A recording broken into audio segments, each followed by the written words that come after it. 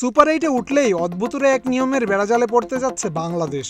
বিশ্বকাপ শুরুর আগেই বাংলাদেশকে বাতিলের তালিকায় রেখে সূচি প্রকাশ করে আইসিসি। গ্রুপ চ্যাম্পিয়ন হয়েও সুপার 8-এ অস্ট্রেলিয়া খেলবে রানার্স আপ হিসেবে।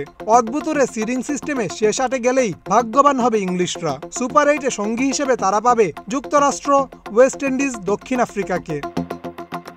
বাংলাদেশ যদি প্রোটিয়াদের হারাতো তবে কি আদৌ বাংলাদেশ গ্রুপ চ্যাম্পিয়নের মর্যাদা পেত সুপার 8-এ? আফগানরা যদি ওয়েস্ট ইন্ডিজের সাথে হেরে যায় তবে কি তারা রানার্স আপ হয়ে সুপার 8-এ খেলতে পারবে? কি বলছে আইসিসির নিয়ম?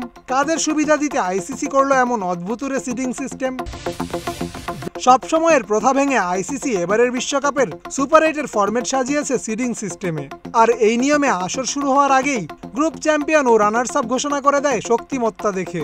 বাংলাদেশ, যুক্তরাষ্ট্র, আফগানিস্তানকে বিবেচনায় রাখেনি ক্রিকেটের নিয়ন্ত্রক সংস্থাটি। আইসিসি যেই নিউজিল্যান্ডকে গ্রুপের সেরা বিবেচনা করেছিল তাদের বিদায় ঘণ্টা বাজিয়ে আফগানরা রাজত্ব করছে সেই সি গ্রুপে। তাই মঙ্গলবার আফগানদের হারিয়ে স্বাগতিক ওয়েস্ট ইন্ডিজ গ্রুপ চ্যাম্পিয়ন হলেও সুপার 8 খেলবে গ্রুপের 2 নম্বর দল হিসেবেই। অন্যদিকে ডি গ্রুপ থেকে ইতিমধ্যে দক্ষিণ আফ্রিকা পৌঁছে গেছে সুপার 8-এ। তাদেরকে গ্রুপের সেরা বিবেচনা করে রাখে আইসিসি, হচ্ছেও তাই। তবে লঙ্কানদের বিদায় ঘণ্টা বাজিয়ে বাংলাদেশ আদায় করে নিয়েছে তাদের আসন।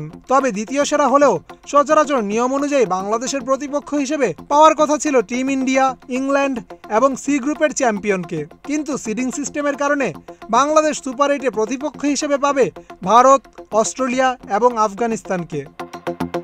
3 মোড়লকে বাড়তি সুবিধা দিতে করা হয়নি তো এমন অদ্ভুতরে নিয়ম? টিম ইন্ডিয়া যারা আইসিসির হর্তাকর্তা তাদেরকে বরাবর বাড়তি সুবিধা দিতে নতুন নতুন নিয়ম করে আইসিসি। এবার কি তাদের করা নিয়মের বেড়াজালে ফেসে যাবে রোহিত শর্মার দল? সব প্রশ্নের উত্তর পেতে অপেক্ষা করতে হবে। তবে বিশ্বকাপে এমন নিয়ম রেখে যাচ্ছে বহু প্রশ্ন। সব প্রশ্নের উত্তর পেতে করতে হবে অপেক্ষা। তবে বিশ্বকাপে এমন নিয়ম রেখে যাচ্ছে অনেক প্রশ্ন।